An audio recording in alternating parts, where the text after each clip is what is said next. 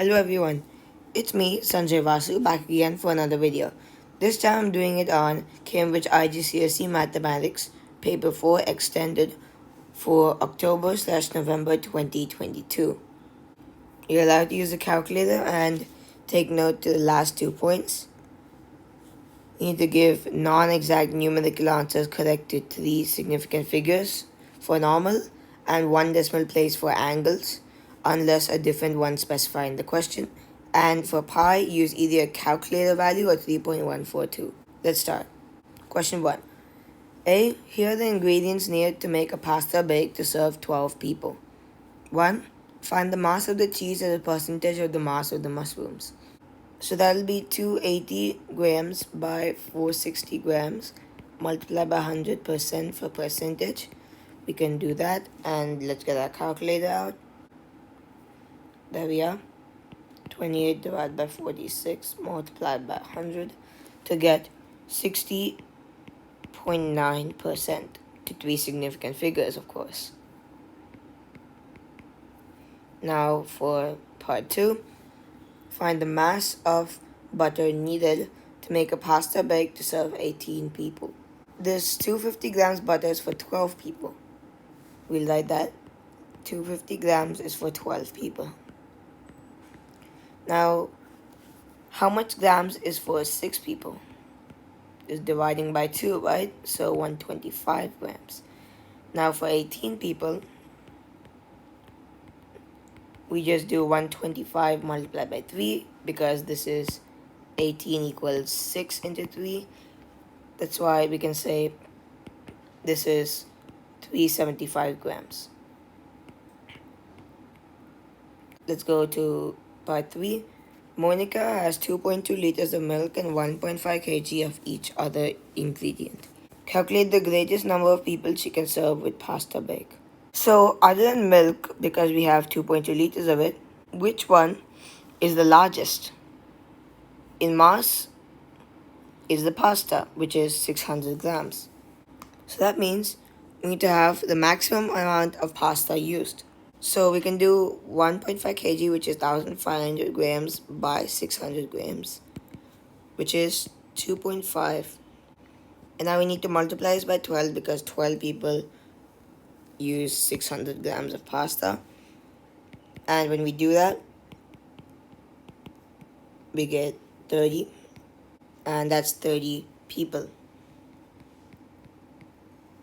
Well, that's the answer because that's the maximum amount of pasta you can use. The milk, because it's 2.5, we just multiply by 2.5 to get, I'll show you here, 800 into 2.5, 2000. That's less than 2.2 liters because 2200 milliliters. And for the other 3 also, it'll be less than 1.5 kg used. That's why 30 people is the final answer. Let's go to question B. In 2019, a packet of pasta cost $2.40. This was an increase of 25% of the cost of a packet in 2018. 1. Work out the cost in 2018. So if it's an increase of 25%, we do 125% multiplied by something. The cost in 2018, we'll write as X, is equal to $2.40. That means 1.25x is equal to $2.40, and X is equal to 240 divided by 1.25. Calculator out. 2.4 divided by 1.25. We get 1.92. So $1.92. That's the answer. Now for part 2. In 2020, the cost of a packet increased by 15% from the cost in 2019. Work out total percentage increase in the cost of a packet from 2018 to 2020. So the cost of the packet in 2020 is equal to 2.40 into 15% increase, which is 1.15 or 115%. Let's do that. 2.76. Our total percentage increase from 1.92 to 2.76. We just subtract and divide by 1.92 into 100%. Let's do that. Minus 1.92 into 100. Divide by 1.92. We get 43.75% increase. That's the answer. Let's go to part C. Pasta sold in packets with width 11.5 centimeters. Correct to the nearest 0.5 centimeters. And now the shop places these packets in a single line on the shelf of length 2 meters. Correct to the nearest 0.1 meters. Calculate the maximum number of these packets that will fit along the shelf. You must show all your working. So we need the width of the packets to be as less as possible so many can fit on the shelf. And we need the length of the shelf as much as possible so that more packets can fit. So the lower bound of 11.5 centimeters, correct to the nearest 0.5 centimeters given, is equal to, we see 0.5 here, correct to 0.5 centimeters, divide by 2, it's equal to 0.25. Now we just do minus 0.25 because we need a lower bound, we get 11.25. That's for that. And now for upper bound of 2 meters to the nearest 0.1 meters is equal to, just divide 0.1 by 2, we get 0.05. Now we just plus and we get 2.05 meters. Now we just convert this to centimeters, 205 centimeters. And now we just do 205 by 11.25. Let's just do that. 205 divided by 11.25. We get 18.2. But then it cannot be a decimal, so it's just 18 packets. And that's the answer. Let's go to question 2. A. Simplify fully. 1. P to the power 3 into P to the power 11. That'll simply be P to the power of 3 plus 11 using power rules, P to the power 14. 2. 18m to the power 6 by 3m to the power 2. That'll be 18 by 3 is 6, and m to the power 6 by m to the power 2 is m to the power 6 minus 2, which is 6m to the power 4. 3. 27x to the power 9, y to the power 27 by 64, whole to the power minus 1 by 3. So this is 1 by this whole thing to the power 1 by 3. Now that's just cube rooting. So cube root 27.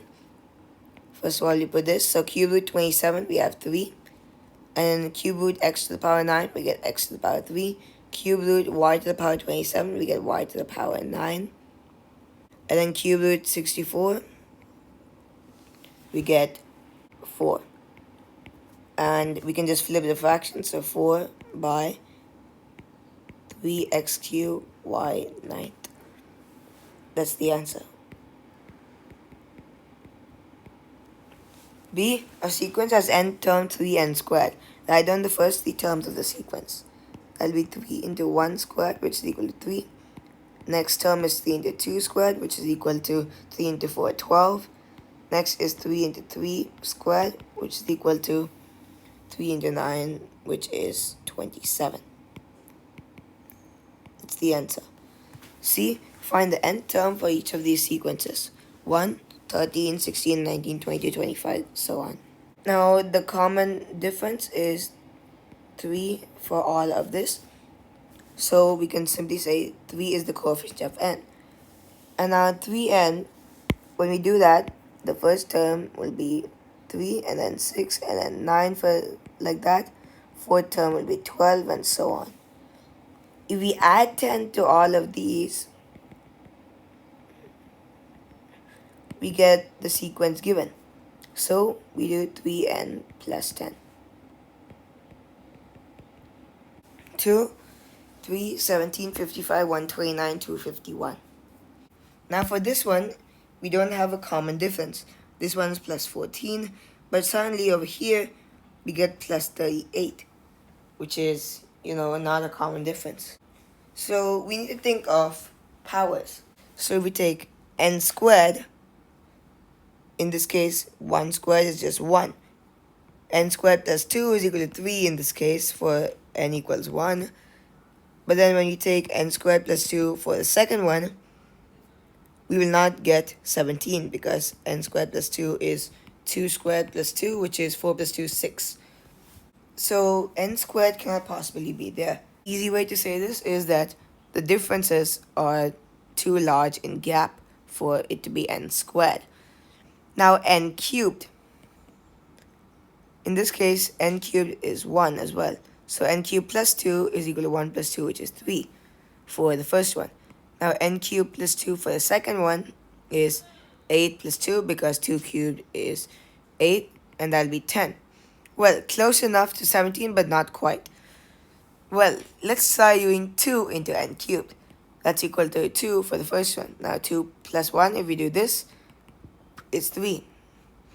Now 2n cubed plus 1 for the second one. We get 2 into 2 cubed plus 1, which is equal to 2 into 8 plus 1, 16 plus 1, 17.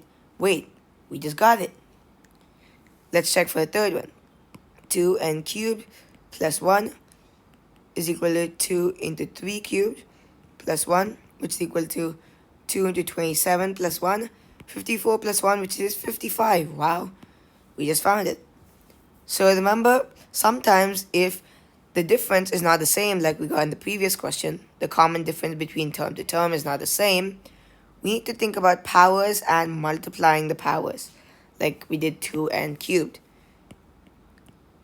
And like this, we can simply get the answer. D. Solve 3x minus 22 by 4 is equal to 23.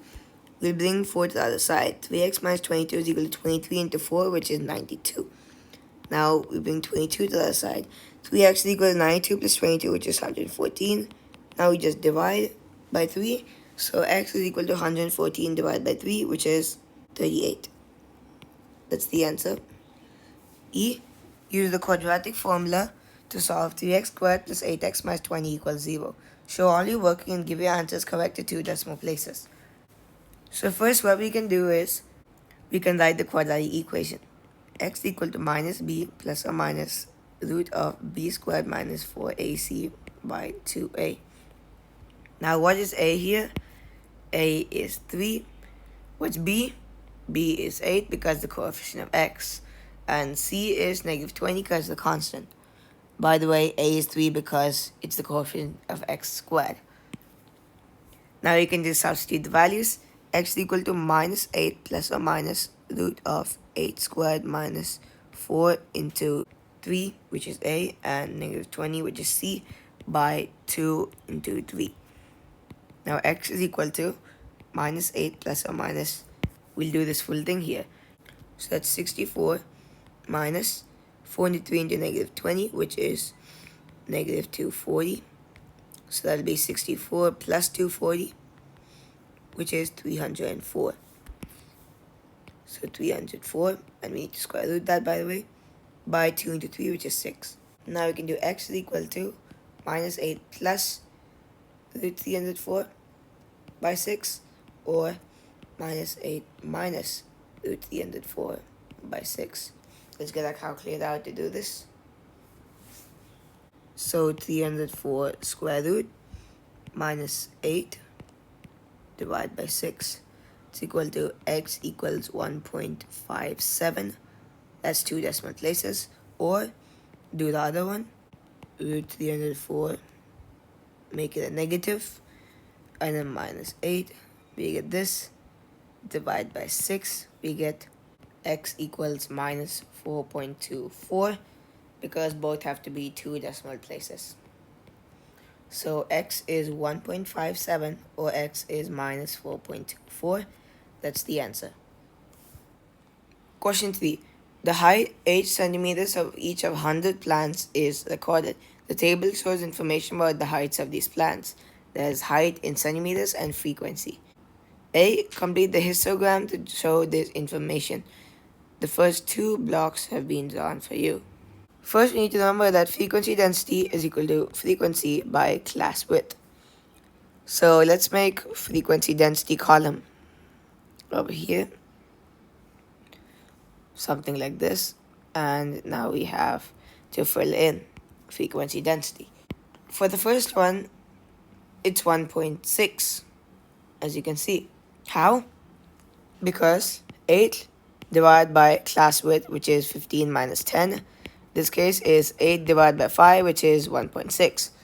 We have that for the first one. For the second one, if we do that way, it's 1.8. That's what's given here. Now we need to find it. The class width for this is 40 minus 25, which is 15. So 28 by 15. Let's do that on our calculator. 28 divided by 15, we get 1.87. We'll keep it as 1.87. Now for this one, class width is 20, so 33 divided by 20. Let's do that here. 33 divided by 20, we get 1.65.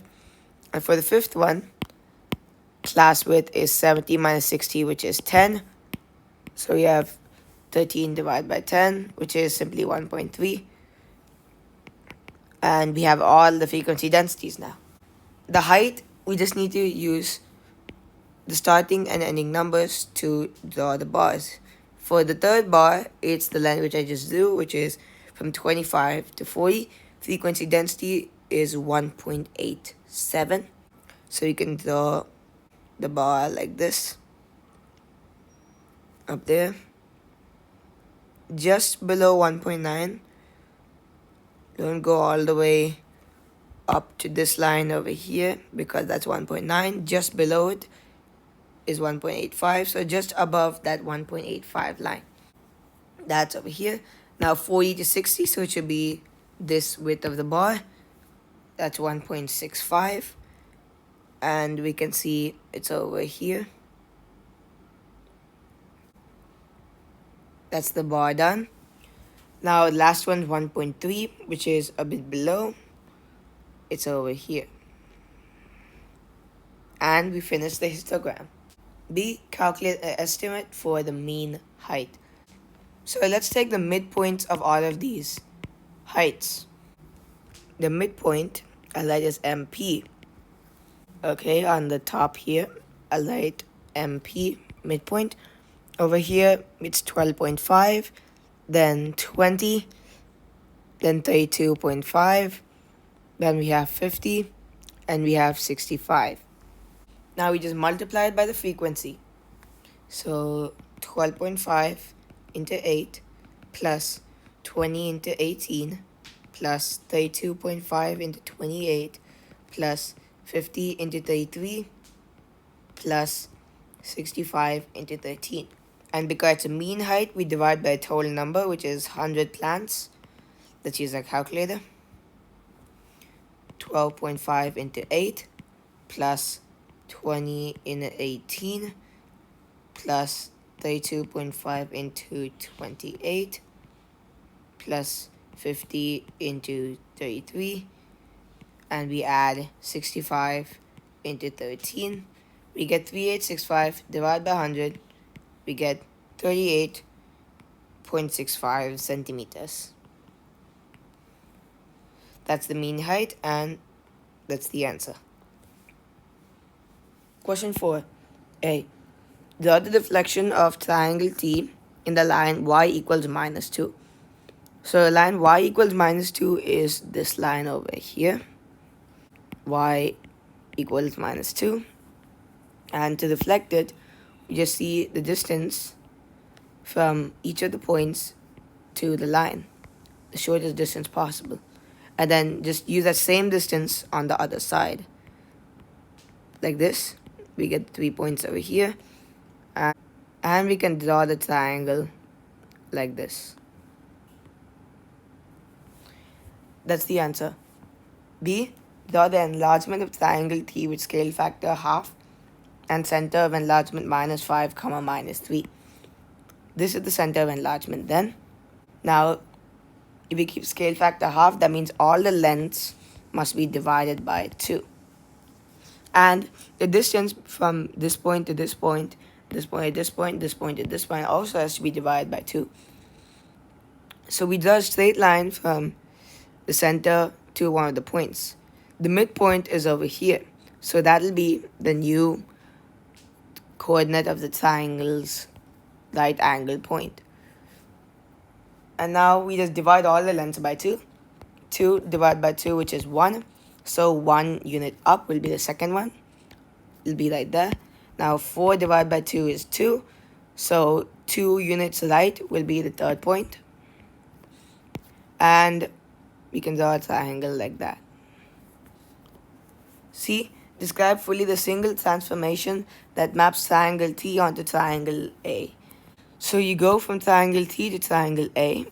Now we can see that the orientation is different for both ways. So it's obviously a rotation like that. And how much degrees? If we rotate this 90 degrees anti-clockwise, that means we will get this shape. So it's a rotation of 90 degrees anti-clockwise. And now we need to find the center of rotation.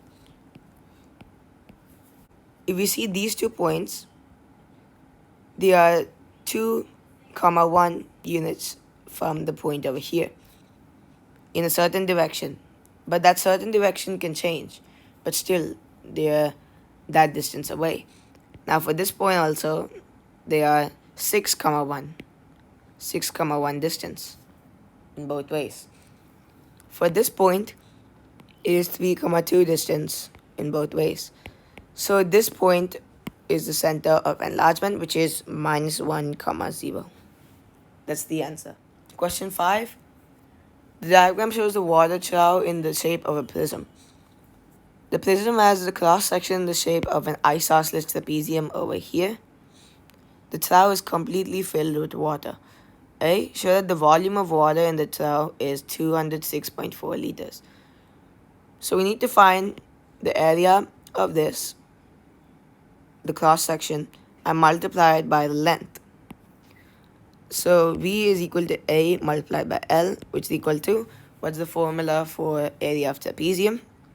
That is half into A plus B into H, and then multiplied by length, which is 1.2 meters. Now we convert this to centimeters because all of this is centimeters. That'll be half into 36 plus 50 because they are the 2 parallel sides.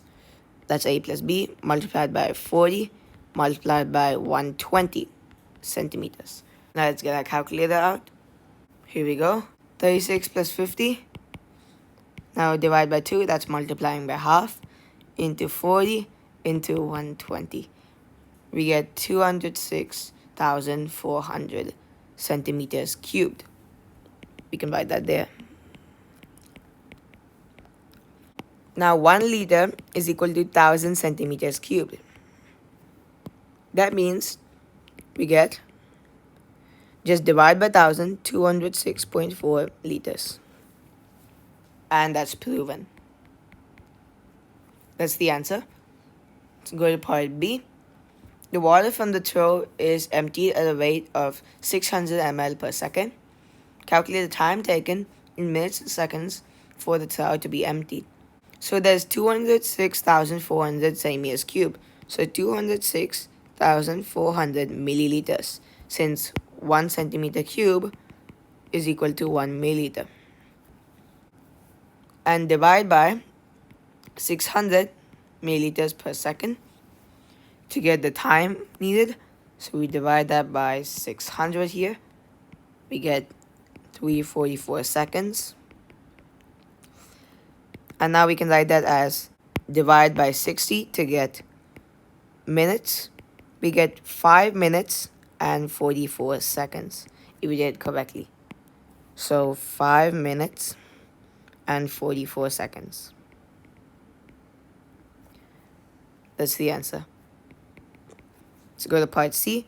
All the water from the trough is emptied into a vertical cylindrical tank. The depth of the water in the tank is 84 centimeters. 1. Calculate the radius of this tank. So the depth is 84 centimeters. So let's say that this tank is full. That means this length is 84 centimeters. Now, to find the radius, we need to know that we can find the volume of the cylinder using the radius. So if we reverse it, we know the volume of the cylinder because that's already over here, same volume. So we just find the radius using that. So 206,400 centimeters cubed is equal to pi r squared, which is the area of cross section, multiplied by length, which is 84 centimeters. Now we divide, so 206,400 divided by 84, we get 2457.14. That's equal to pi r squared. Now we divide by pi to get 782.13 is equal to r squared. So now r is equal to the square root of this, square root of 782.13, which is equal to, let's square root this, 27.966, which is just approximately 28 centimeters. That's the answer. Let's go to part 2. The tank is 60% full. Calculate the height of the tank. So the tank over here is 60% full. That means this height is 60% of the full thing, or of the full height. And that means the full depth. So we can say 84 is equal to 60% of x. So 84 is equal to 0.6x. By the way, x is the full height. So x is equal to 84 by 0.6. Now, when you do that on a calculator, just getting it out, 84 divided by 0.6, we get 140 centimeters. Remember the units? Centimeters? That's the answer.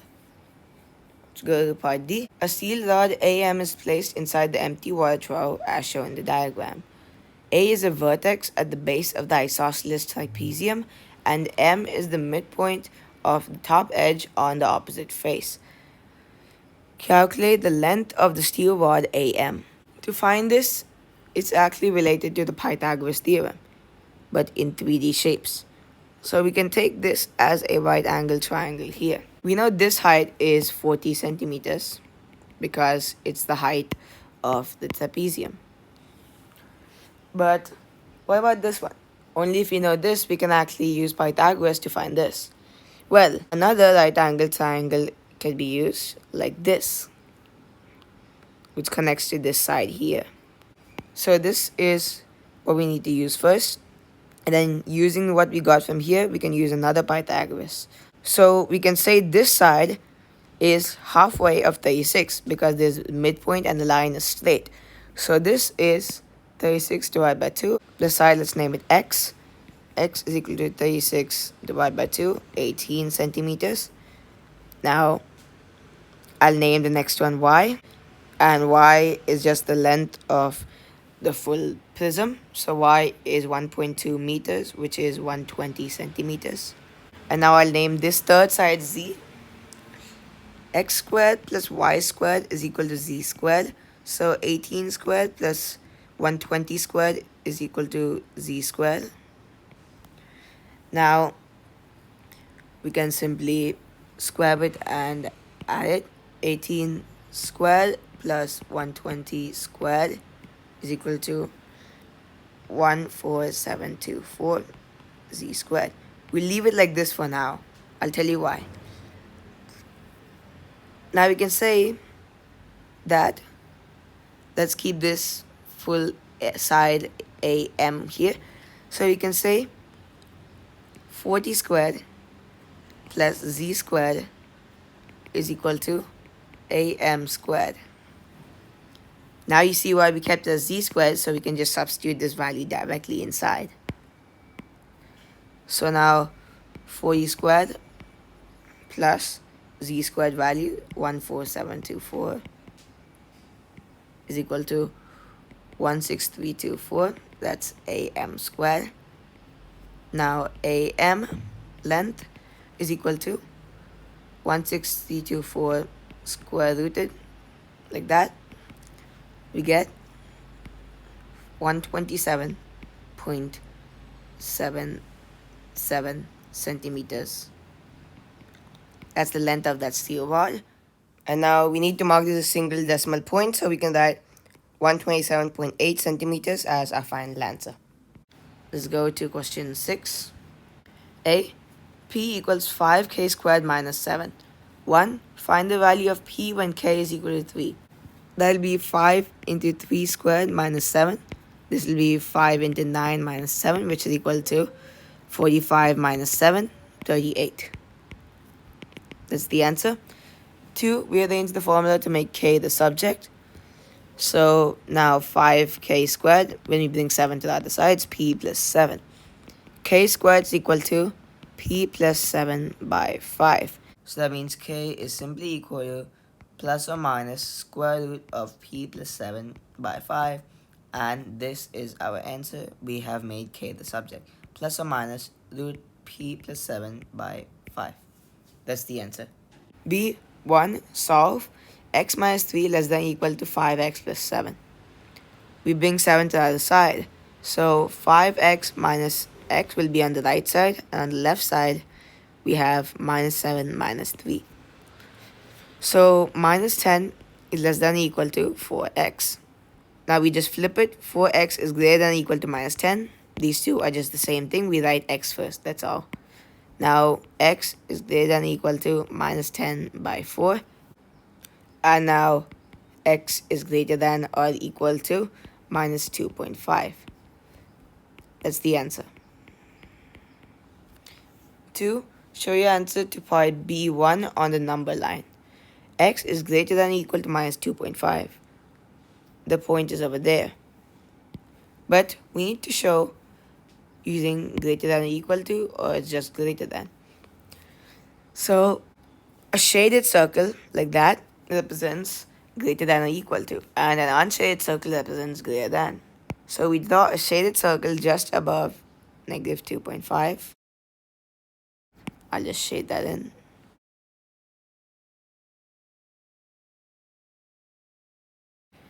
And now we just draw a straight line, something like that. Go all the way till the end, and it goes on like that. That's the answer. Let's go to part C. The line y equals 16 is drawn in the grid. The region R satisfies the following inequalities. Y greater than or equal to 16, x greater than 2, 2x plus 3y greater than or equal to 72, y less than or equal to 32 minus x. 1. By drawing 3 more lines and shading the region not required, find and label region R. So y greater than or equal to 16 means just y is above 16. X greater than 2, we just draw the line x equals 2. It'll be all the way here. And now it has to be greater than 2, so it goes there. I'll just label the lines. And now 2x plus 3y equals 72. Let's find out a few coordinate values here. So let's rearrange this as 3y greater than or equal to 72 minus 2x. Y greater than or equal to, when we divide both sides by 3, we get 24 minus 2 by 3x. So y greater than or equal to 24 minus 2 by 3x. Now when x is equal to something, we get y value as well. So let's keep x as 6 first. And that means y will be, when we multiply by 6, we get minus 4. So y is 20. Now for a second one, x is 12. Now we substitute it in, and we get minus 8 here. So y is equal to 16. Now when x is equal to 18, substitute it in here, we'll get 12 here. So y is equal to 12 when you subtract. And using these 3 points, we can just draw the line. So x equals 6, y equals 20. It goes over here. X equals 12, y equals 16. Here. X equals 18, y equals 12. Over here. And now we can just draw the line with extension as well. So you can draw the line and extend it all the way down like that. And this line is 2x plus 3y equals 72. Now for the last one, we can take x and y coordinates. X is 10, 20, 30, and y will be 22, 12, 2. So we can mark these points like this, over there, and down there. Either way is y equals 16, and write it over here. And now I just draw the line. This is the line. Now this is the final one, which is y equals 32 minus x. Now y greater than or equal to 16, so it should be above this. X is greater than 2, so it should be greater than this. 2x plus 3y is greater than or equal to 72, so it should be above this line here, this diagonal line like this. So we have that. And y less than 32 minus x.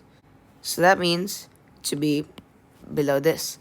And that means this section is the one has to be unshaded.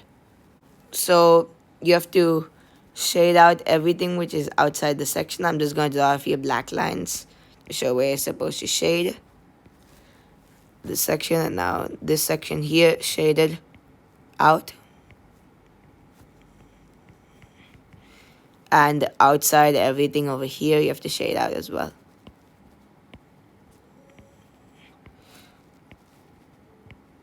You can just shade it like this, it doesn't matter, but just make sure it's clearly shaded like this. And of course you need to shade out the small part down here. And once you've done that, and what's left out is a small section which I am showing in red now. It's a small section over here which is region R. Just mark that there.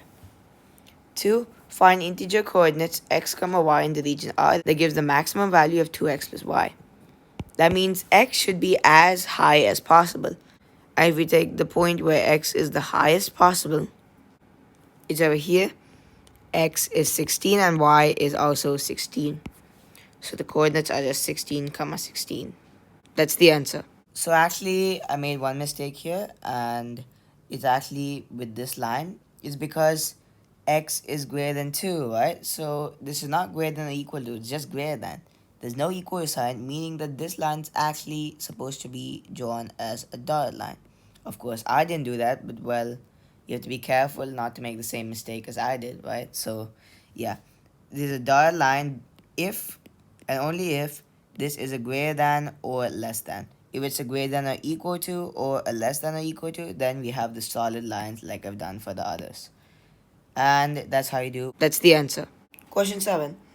Regan is playing a game with these 6 number cards here.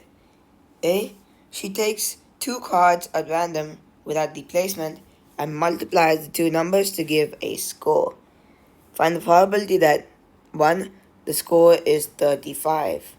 There's only one way to get 35 from this, which is 5 into 7. So you take 1 card out of those. Probability is, for first card, is either 5 or 7. The probability of this is equal to 2 by 6 or 1 by 3 because 2 cards here, 6 total. And now the probability for a second card is the one not picked. Out of 5 or 7, the one which is picked, let's say he picked the 7 first, that's out, he does not replace it, so there's only 5 cards left. Out of that, 1 is possible to pick, so 1 by 5. Now we just multiply to get the final answer, which is 1 by 15. That's the answer. 2. The score is a positive number. That's the probability that first and second card are both positive. We'll find that out first. because when you multiply, we get a positive number. So that'll be 4 out of 6. 4 by 6 multiplied by, when we take out one of these, it'll be 3 by 5. Which is equal to, we can cancel out 2, 3, cancel this out, 2 by 5. We got that. Now the probability that the first and second card are both negative. I'll tell you why. First and second card are both negative, because then when you multiply the two negatives, you'll get 6, which is positive. That'll be, you have 6 cards totally, 2 of them are negative, so 2 by 6 multiplied by 1 by 5, because when we take out 1, there's 1 negative, 5 cards, so 1 by 5, cancel this, 1 by 3, so 1 by 15. We can make this as 6 by 15, and now we can add it up. 6 by 15 plus 1 by 15, 7 by 15. That's the answer. B. Reagan now takes 3 cards at random from the 6 cards without replacement and adds the 3 numbers to give a total. Find the probability that her total is 5. Let's go back. We need to find probability that the total is 5. So there are 3 cards taken, by the way. So we have a 5 here. And if we can get the other 2 cards to add up to 0, then they will all 3 add up to 5. So you can have 5, negative 2, and 2, or 5, 3, and negative 3. Are there any more combinations? Actually, there's no more, because there's no other 5s in here, and you cannot make other numbers add up to 5. There's not enough negative values for that. So we can take 5, 2, negative 2, and 5, 3, negative 3, the 2 possibilities which we just saw. So probability of 5, 2, negative 2, in any order, by the way, is equal to 3 by 6 into 2 by 5 into 1 by 4, because without replacement, once you do this, this becomes 1 by 2, and when you multiply everything, by the way, cancel this out as well, so 1 by 20. The probability of getting 5, 3, and minus 3 is the same, because there's no different cards, so it's both 1 by 20. And now 1 by 20 plus 1 by 20 is equal to 2 by 20. That's a total, which is 1 by 10, and that's the answer. Let's go to question 8. A, B, and C are points on the circle with center O. DE is a tangent to the circle at the point C. AC is equal to 10 centimeters here. AB is 9.5 and BC is 7.7 centimeters. So the angle ABC is equal to 70.2 degrees, correct to 1 decimal place. As you can see, this is a normal triangle. We can use the cosine rule to find this. So side A squared is equal to the side B squared plus the side C squared minus 2BC cos A. And now if you want to find cos A, we get B squared plus C squared minus A squared by 2BC. Now the 3 side lengths. So the side length of A has to be the side length opposite to the angle which we want, because the angle which we want is angle A. Side length A should be the side opposite to this angle, which is this side, so that's 10. So that'll be 10 squared minus over there. Now side length B and C, you can take any of these because there's no in front of the others. So 9.5 squared plus 7.7 squared minus 10 squared by 2BC. So we just do 2 into 9.5 into 7.7. Let's get our calculator out. There we are. 9.5 squared plus 7.7 squared minus 10 squared, 49.54, divide by 2, divide by 9.5, divide by 7.7, because we're dividing by the 3 numbers multiplied together first, but we can just do it in this way as well. That's equal to cos A. So A will be equal to cos inverse of this value which we got, 0.3386, dot dot dot, And when we get that cos inverse like this, we get 70.2 degrees to 1 decimal place. And it is proven, as given the question, is 70.2 degrees. That's the answer. Go to part B. 1. Find angle AOC. So this angle AOC will be this angle here. And to find that, we already know this is 70.2 degrees. And we just multiply by 2 to get the answer. So it'll be 140.4 degrees. There's a rule which says that the angle at the center is twice the angle at the circumference. That's why we're doing this. This is the angle at center, this is the angle at circumference, connected by lines from the same 2 points. Go to part 2, angle ACO, which is this one right here. So these two angles over here are equal. I'll just mark it down here.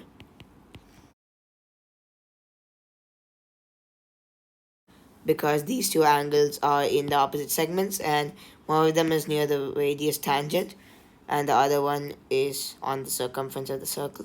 And we know the tangent and radius meets at 90 degrees. So 90 minus 70.2, which is 19.8 degrees. 3. Angle ACD. Let's go back and see. Angle ACD over here. I just said it. It's 70.2 degrees because of opposite segment theorem. C. Calculate the radius OC of the circle. We need to calculate the radius, which is OC there. But how do we do that? So we know that this angle is 140.4 degrees and this one is 19.8 degrees. So this one, we can just subtract it. 180 minus 140.4 minus 19.8. And if you did it correctly, you get another 19.8 degrees. You don't even have to subtract it because you know this and this are the same length. And this is an isosceles triangle. So you don't even have to subtract it, but I just did that for confirmation. And now we know there's 19.8 degrees. And we know this side length, this angle, and this angle. We need to find this one. So what does that remind you of? Sine rule, of course. OC divided by sine 19.8 is equal to 10 divided by sine 140.4. Now that means OC is equal to 10 by sine 140.4 and multiply by sine 19.8. Let's get our calculator to finish this off. 10 divided by 140.4 with sine. Get that into 19.8 sine. We get 5.31 centimeters. That's the answer. Let's go to part D. Calculate the area of the triangle ABC as a percentage of the area of the circle. So, area of the triangle ABC we need to calculate. And well, we do not have the height of the triangle, but we don't need it because we can find that using the formula half AB sine C. Like two side lengths and the angle enclosing them. We need to have the lengths and the angle here. And when you multiply that by half and by each other, we get the area. That's what this formula states here. Remember, you have to put the sign for angle. And for area of circle, we very well know pi r squared. We already found the radius, so this should be easy. First, we do half AB sine C by pi r squared, and we have to multiply by 100 to get percent, which is equal to half into A into B, which is 9.5 into 7.7 into the sine of the angle, which is 70.2 degrees, and we divide by pi into 5.31 squared, and we have to multiply the full thing by 100% later, like this. And let's just get a calculator out to do everything. Half into 9.5 into 7.7. We just do that. Into 9.5 into 7.7 into 70.2 signed, which is this. And now divide by 5.31 squared. We divide by pi as well. And into 100% to get 38.8%. And that's the answer. Let's go to question 9. A. Sketch the following graphs. On each sketch, indicate any intercepts with the axis. 1. 3x minus 4y is equal to 12. That means 4y equals 3x minus 12. Y is equal to 3 by 4x minus 3 when we divide both sides by 4 over here, and we get this. Now we can mark the y-intercept, minus 3. So we mark it there. This is 0, comma, minus 3. Now the x-intercept means when y is equal to 0. So 0 equals 3 by 4x minus 3. 3 by 4x is equal to 3. X is equal to 4. So that means 4, comma, 0 is the x-intercept. Like that. Now we just draw a straight line from two of these points and extend it, and we get this line. The moment to mark the intercepts, like given like this. That's the answer. Now go to part 2. Y equals x squared minus 3x minus 4. So first let's solve the equation. So when we add up two values, we get minus 3. When you multiply, we get minus 4. What are those? We get minus 4 and positive 1. So factorizing, we get x minus 4 into x plus 1 is equal to 0. That means x is equal to 4 or x equals minus 1 when y is equal to 0. That means the two x-intercepts are minus 1 and 4. Now the turning point is always having the x value in the middle of these two. So by the way, this is minus 1, comma 0, 4, comma 0. And the turning point have the middle of these two. So x is equal to 1.5 if we take the middle. And now y equals 1.5 squared minus 3 into 1.5 minus 4. Let's do that on a calculator.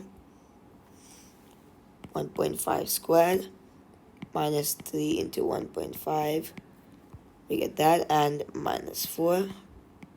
So minus 6.25. So we get minus 6.25. That's y. Now the point will be down here. 1.5 comma minus 6.25. Like this. And pretty much that's it you need to draw. And now just make a smooth curve like this. This line should be going through all 3 points. And because it's a quadratic graph, I've done it like this. That's the answer. Let's go to part 3. Y equals 6 to the power x. First, we can find the y-intercept. That means x is equal to 0. 6 to the power 0 is just 1. So we can find that the y-intercept is this point, which is 0, 1. Now, when x is equal to 1, y is equal to 6. So we can mark a point up there, 1, 6. And well, of course, it is a curve. By the way, when x is equal to minus 1, that means y is equal to 1 by 6. But that, so it'll be like this. And when x goes to minus 2 and all that, it'll be still a positive value. This point, by the way, is minus 1, 1 by 6. And we can now connect these three using a curve like this. And this curve, although I cannot draw it properly because of my app which I'm using, but this curve has to be not touching the x-axis. It should be above it, because otherwise y can be equal to 0, which is technically not possible. And it should also go straight through all of the points which are marked. And well, that's the answer. B1. Find the derivative dy by dx of y equals 5 plus 8x minus 4 by 3x cubed. So in derivative, that means we take the power of the x and minus 1 from it, and then multiply that power to the coefficient. All constants are gone. So dy by dx is equal to, for 8x it becomes 8 minus this one, the power of x is 3, so bring 3 over here, multiply by 4 by 3, and that'll be 4. And then my minus 1 from the power, so 4x squared. That's the answer. 2. Find the gradient of y equals 5 plus 8x minus 4 by 3x cubed at x equals minus 1. So, finding the gradient means just finding, substitute x equals minus 1 into dy by dx. So, 8 minus 4 into minus 1 the whole square, which is equal to 8 minus 4, which is equal to 4. That's the answer. Part 3. A tangent is drawn to the graph of y equals 5 plus 8x minus 4 by 3x cubed. The gradient of the tangent is negative 28. Find the coordinates of the two possible points where the tangent meets the graph. So the gradient is negative 28. That means dy by dx is 28. That means 8 minus 4x squared is equal to negative 28. So 4x squared is equal to 28 plus 8, 36. X squared equals 36 by 4, 9. X is equal to 3 or minus 3 because it's a square root. Now we find the y values for each of these. So when x equals 3, we substitute into the full equation. Y equals 5 plus 8 into 3 minus 4 by 3 into 3 cubed. Here we are. 5 plus 8 into 3, that's 5 plus 24, 29, minus 3 cubed multiplied by 4 divided by 3, negative 7. And that means y equals negative 7. Now we can find for the other one, when x equals minus 3, y equals 5 plus 8 into minus 3 minus 4 by 3 into minus 3 the whole cube. Let's do this. 5 plus 8 into minus 3 is negative 19. Now 4 by 3 into negative 3 whole cube. Negative 3 whole cube is negative 27. Cancel out the minuses. We get 4 divided by 3 into 27. We get this. That's just 36. And now we have negative 19. So 36 minus 19, we get 17. So the 2 points are 3, minus 7 for x is equal to 3, y equals minus 7. And negative 3, 17. That's the answer. Question 10. A is equal to 1, 2, and B is equal to negative 3, 5. 1. On the grid, draw and label vector 2a. That means we go for A, 1 in x and 2 in y upwards, so that's A. And if we go 2 times, it'll go up there, so 2a is like this. And I'll draw it like that. 2a. That's the answer. 2. On the grid, draw and label vector a minus b. That means we go A and then go in the opposite direction of B. So let's start by going in A. So let's put A like this. Just like that. So that's A. Now minus B will be minus of both x and y. So that'll be 3 minus 5 like this. And once you do that, we get 3 right and minus 5, which means 5 down. So we go over here. And you can draw a line. This is B. By the way, how is this B? Because the arrow is going like this. Minus B is the opposite direction. So I'll draw A minus B over here in a different color. A minus B. That's the answer. B. OABC is a trapezium with OA parallel to CB. M is the midpoint of CB and N is the point on AB such that AN is to NB is equal to 1 is to 2. O is the origin, OA is P, OC is Q, and CB is 3 by 4 P. 1. Find in terms of P and or Q in its simplest form. OB. So this is OB.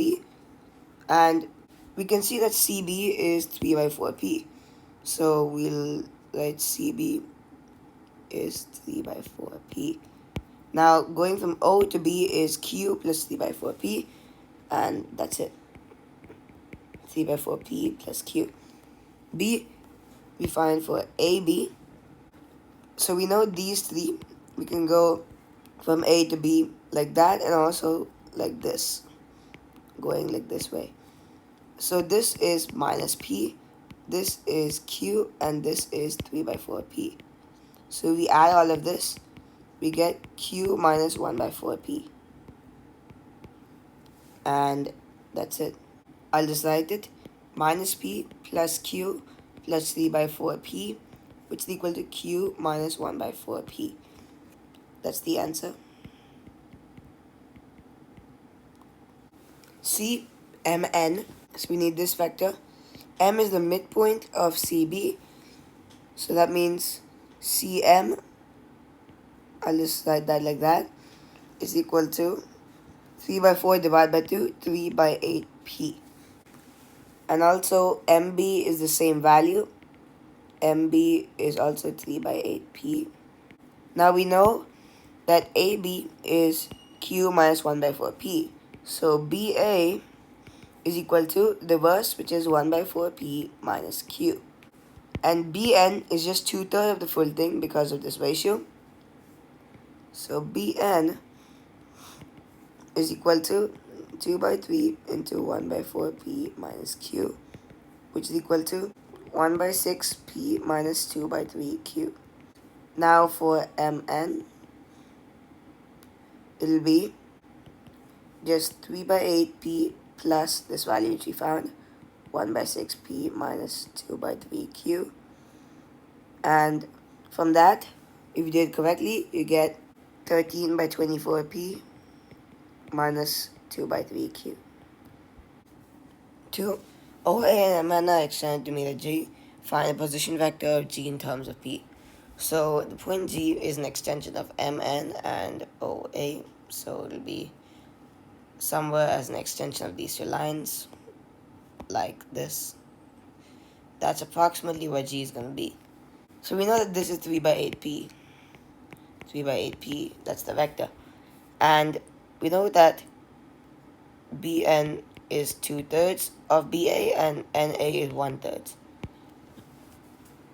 So Bn is twice of NA.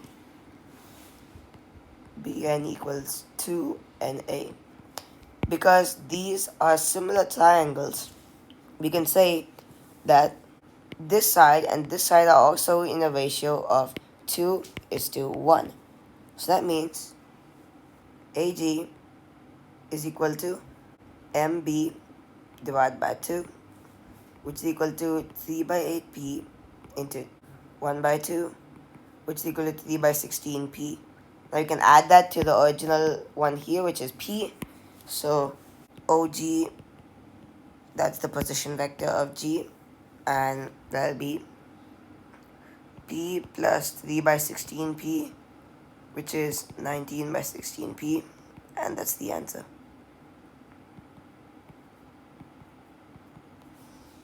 And with that, I come to the end of my paper.